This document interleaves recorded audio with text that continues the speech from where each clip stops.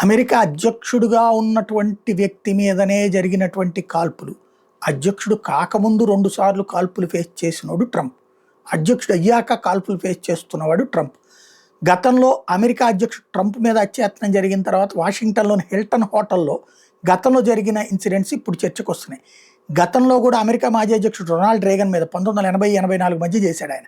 హత్యాయత్నం జరిగింది. ఆ ఘటన జరిగింది దాదాపు 4 దశాబ్దాల తర్వాత ప్రస్తుత అమెరికా అధ్యక్షుడి మీద అటువంటి భయానక దాడి చోటు చేసుకుంది. 1981 మార్చి 30న ఓ కార్యక్రమంలో పాల్గొనడానికి అమెరికా అధ్యక్షుడు రొనాల్డ్ రేగన్ హిల్టన్ హోటల్కి వెళ్ళారు. అదే సమయంలో దానిలోకి చొరబడిన జాన్ హింక్లీ జూనియర్ అనే వ్యక్తి సెకండ్ల వ్యవధిలో రొనాల్డ్ రేగన్ మీద 6 సార్లు కాల్పులు జరిపాడు. ఒక తోట ఛాతీలోకి దూసుకుపోవడంతో ఆయన తీవ్రంగా గాయపడ్డారు.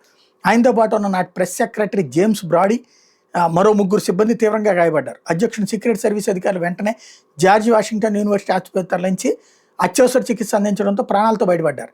నిందితుడు జాన్ హింక్లీ జూనియర్ని ఘటనా స్థలంలో అరెస్ట్ చేశారు. దర్యాప్తు తర్వాత మానసిక అనారోగ్యం కారణంగా కాల్పులు జరిపినట్టు గుర్తించి అతన్ని విడుదల చేశారు.